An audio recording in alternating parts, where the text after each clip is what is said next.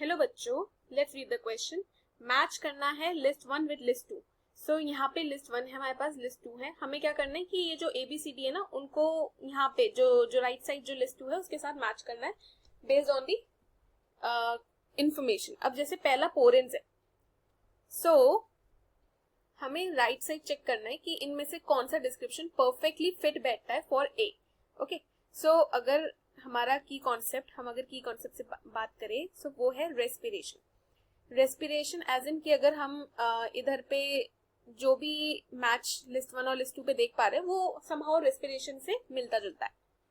So start करते हैं ए से, जो बता रहा है हमको अबाउट पोरेंस। सो पोरेंस क्या होते हैं? पोरेंस ना ह्यूज पोर्स होते हैं इन the outer membrane of mitochondria. तो ये पोर्स होते हैं जो यहाँ मिलते हैं। और अगर इसकी फीचर को देखें तो ये जो पोरेंस होते हैं they are actually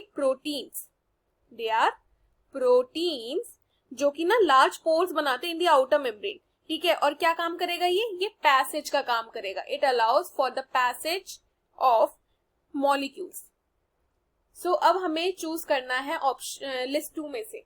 so pink colour nodules तो नहीं होंगे, ल्यूमेन ऑफ थाइलेकॉइड नहीं, ये ऑप्शन नंबर 4 जाएगा। यानी कि जो ए है वो हमारा ऑप्शन 4 के साथ मैच हो रहा है, क्योंकि वो कह रहा है huge pores in the outer membrane of mitochondria. So A तो 4 हो गया और ये कंफर्म्ड है। Now let's move on to option B, that is leg haemoglobin. अब इसके बारे में थोड़ी इंफॉर्मेशन पहले जान लेते हैं। लेग हेमोग्लोबिन यहाँ पे क्या है एक्चुअली में? ये ना रूट नोड्यूल्स में पाए जाते हैं। They are found in the root nodules, वो भी लेग्यूमिनस प्लांट्स के। और इनका काम क्या होता है कि ये फैसिलिटेट करते हैं जो ऑक्सीजन का ट्रांसपोर्ट होता है, O2 ट्रांसपोर्ट को फैसिलिटेट करते हैं टू नाइट्रोजन फिक्सिंग बैक्टीरिया।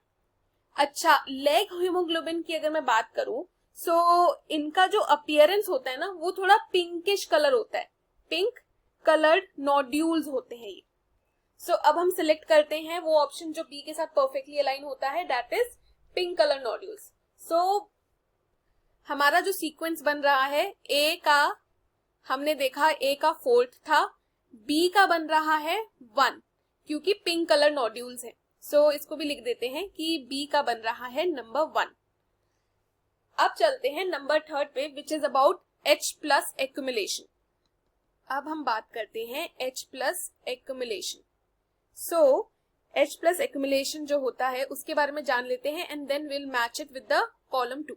अब एक्युमुलेशन जो है ये फोटोसिंथेसिस के टाइम पे, ड्यूरिंग फोटोसिंथेसिस, ये जो प्रोटॉन्स होते हैं ना वो एक्युमुलेट होना शुरू हो जाते हैं। वो भी कहाँ पे?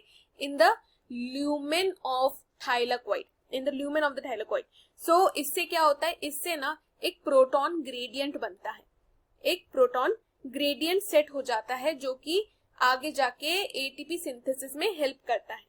सो चेक करते हैं हमारा ऑप्शन, ये है H+ एक्युमुलेशन यानी कि C कंप्लीटली मैच कर रहा है with the lumen of the thylakoid which is option number 2।